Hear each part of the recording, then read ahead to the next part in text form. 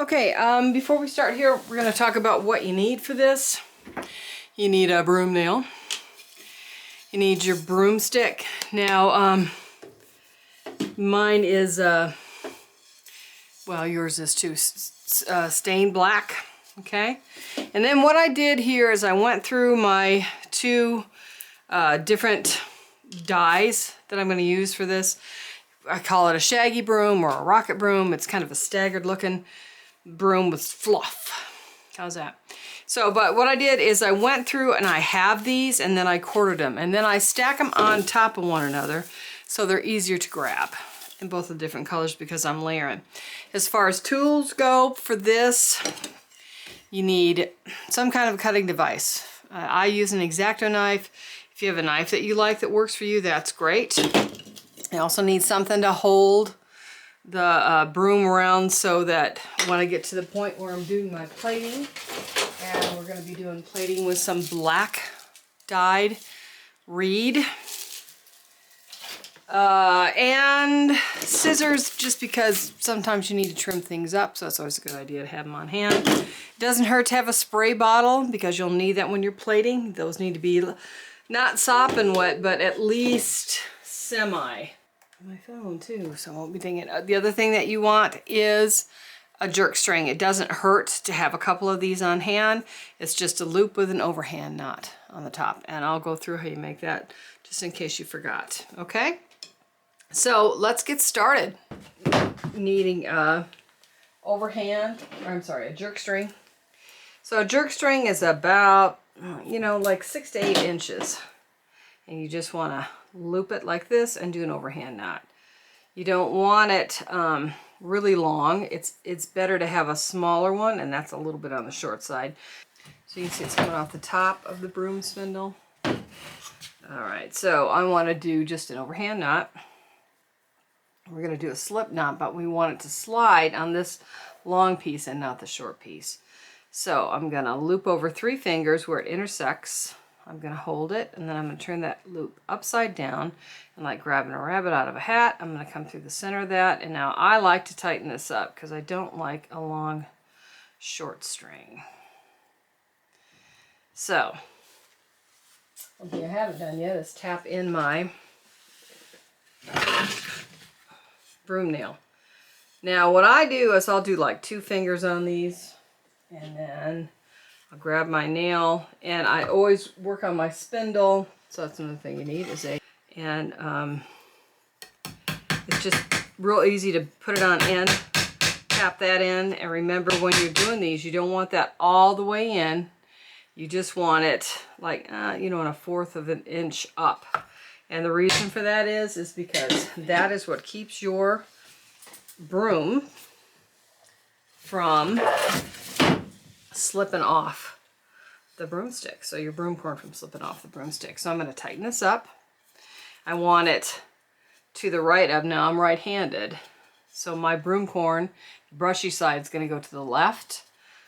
The non-brushy side is going to go to the right. Now if I was using knurl with a stem, it would go to the right because I'm going to braid it. But because today we're using hurl or processed corn, it doesn't have that on there, but it still needs to go to the right.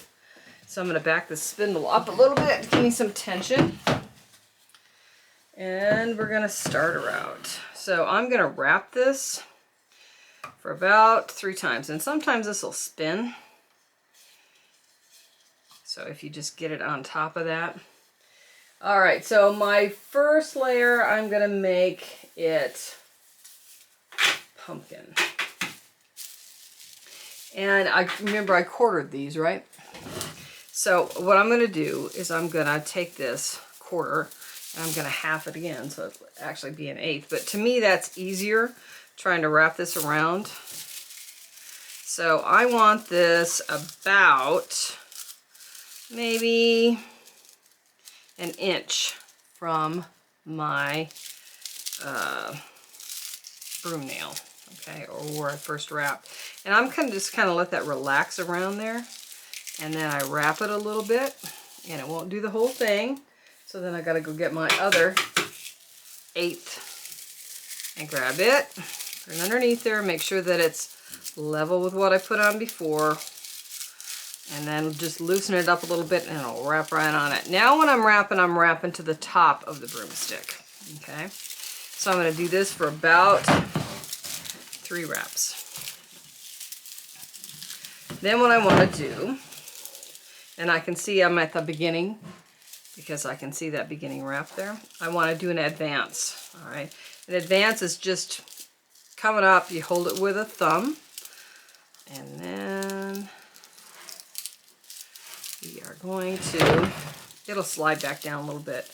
And that's fine too, because this is going to be covered up. Let's back that up a little bit.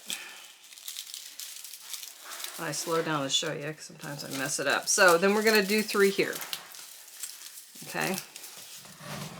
Then what we want to do is we want to add our next layer before we do another advance. So this time it's going to be black. And we're going to go up because we want it to be bushy. And remember I said that we took these and we divided them into quarters. So we're going to divide that into 8ths again. Or just that quarter halved again, if that works for you. So when I put this one in, I want to come up about 1 inch. I'm going to let it spread around a little bit. Okay, and actually I'm going to do an advance on this. And then I'm going to take that other half and put that in underneath that and let it spread around there. Making sure that I'm keeping this even. And as I get around here, see it's gotten a little thicker. It's not covering real well, so I'm going to bring that over a little bit. I still got my tension on it. And then I'm going to wrap for 3.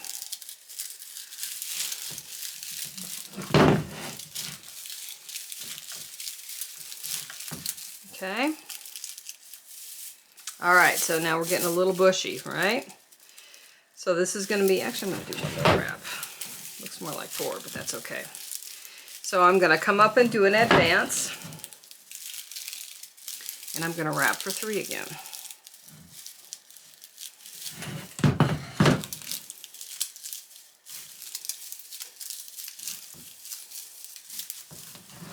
See, I have my garden shoes on.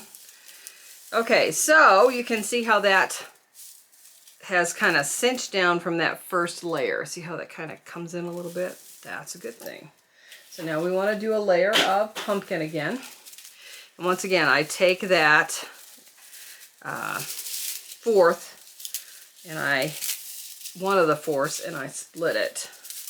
Just because it's a little easier to use a little less broom corn when you're trying to, you know, when you get really good, you can take the whole thing and just spread it around. But so I'm going to go up another 1 inch, 2 inches here, and let that spread around. Like I say, if it's not, you know, what I'm going to do an advance on that too as I come up. So I'm just going to kind of even that out with the pressure. And then I'm going to grab that other half of that. Making sure that's level. And I'm going to make sure that I'm at the same spot that I was. And I'm going to wrap again for about 3. And see, as you can see down here, it's starting to be a little bit more layered, and that way you can see more of the color. So I'm going to do about 3, I think. 3 or 4 is fine. And that would give me 4. So I'm going to go around here one more time.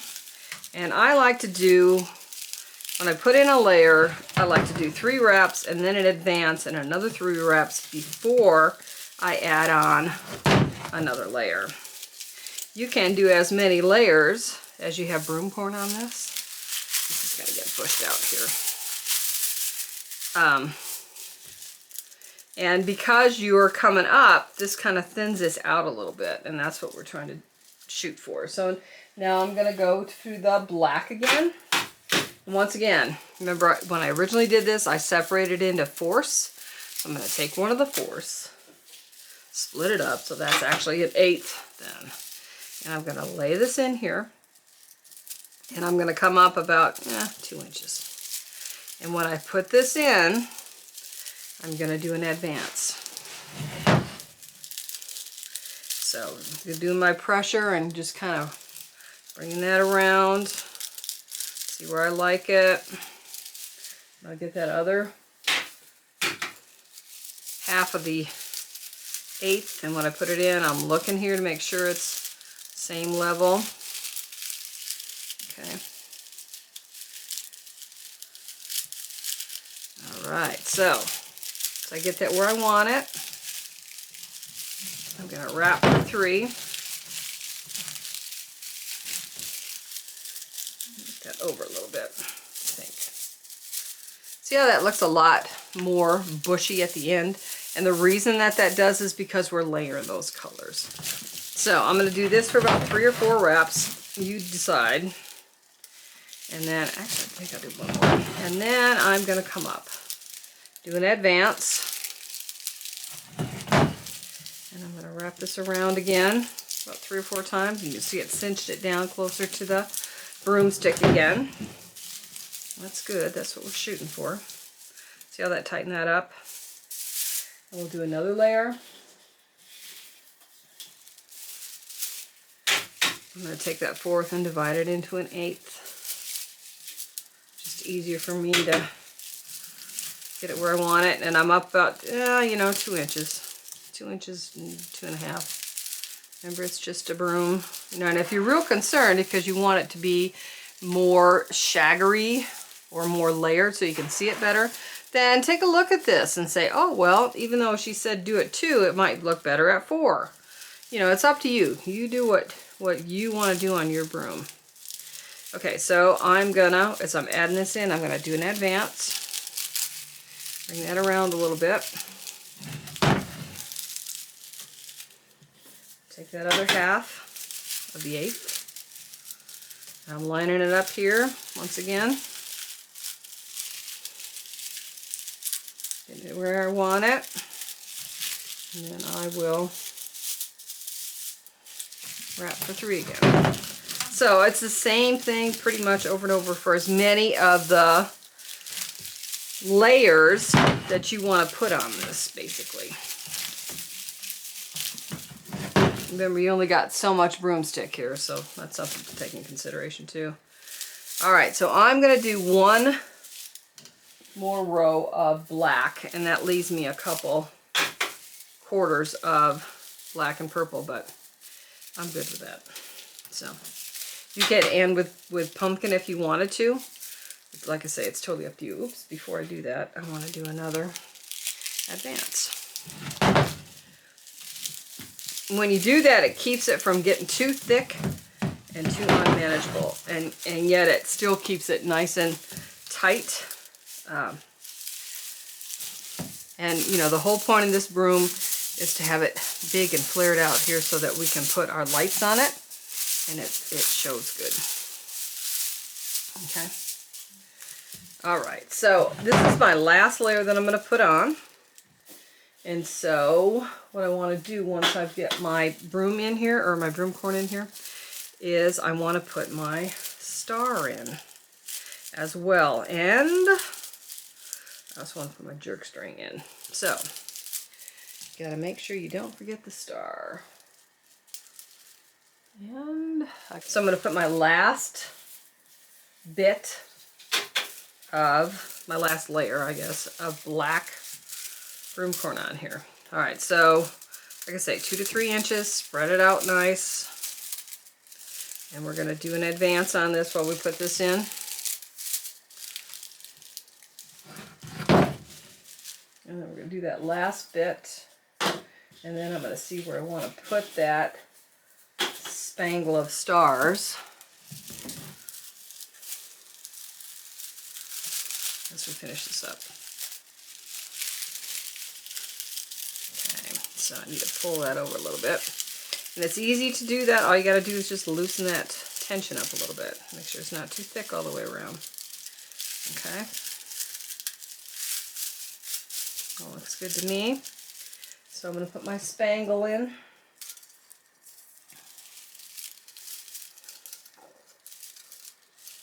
And I want mine down a little bit.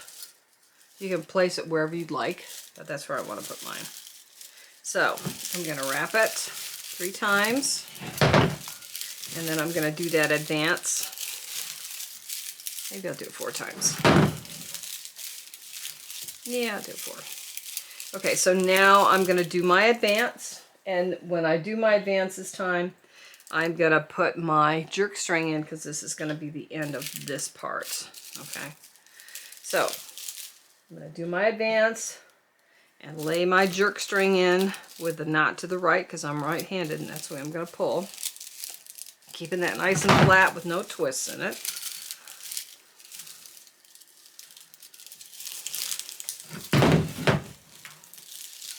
For about 3 to 4 rows, just like you normally would. The only thing that's different here is you got that jerk string in it so that you can finish it.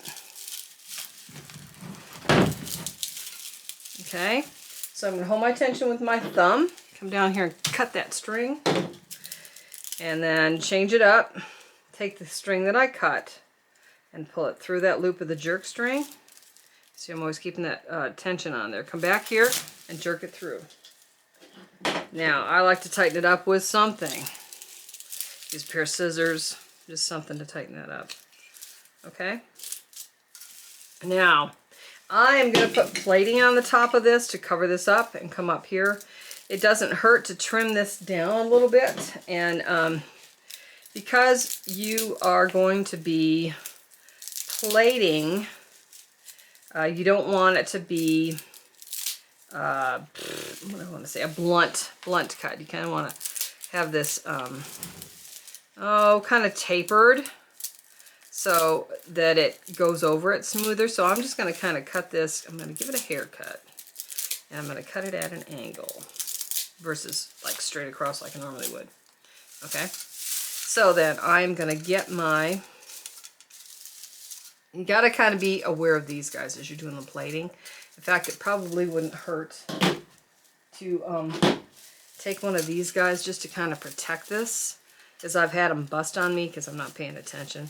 So if you want to take like a rubber band, and the only reason you're doing this is just to protect these so they don't fall off when you're jerking around here and doing the plating. You know, all that does is just protect it. It has nothing to do with the plating or what we're going to do. That just keeps that from busting off, basically, because you're not paying attention when you're doing the plating. Okay, so let me talk to you about plating real quick here. I think I lost a couple of these guys. I'm going to turn this on so you can see what it looks like. If I can find my little button. Alright, so you see we got these cool little fairy lights. And I know it's probably hard to see because it's not dark in here, but and they've kind of come off a little bit. But so this is the whole point of having this, is to have the cool little starry lights on it, right? And all I did was just wrap them around. And what I did up here on mine, here you can see the wire, is I took a piece of zip ties, and I zip tied it to it so I could just turn this off and on, because this does not have a timer on it. So what I wanted to talk to you real quick about is, on this one we're going to plate from the bottom up, and the reason that we're going to do that is, and I'll show you another room and show you what I'm talking about. You can start big and go small, but if you start small and try to go big, then you get gaps, which is kind of cool too. It's kind of a corsety looking look, but for today we're going to start by covering everything, and we're actually going to use one of those rubber bands and hold this in place until we tie it back on and plate, and it's just over and under.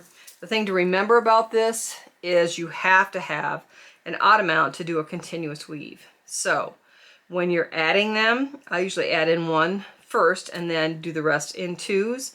This does need to be wet. It doesn't hurt to take them and soak them in warm water for, you know, I mean, just douse them in there and take them out. And also to keep a spray bottle nearby because you don't want it to bust. Okay, so it does need to be a little bit supple by using some water. All right, let's get going.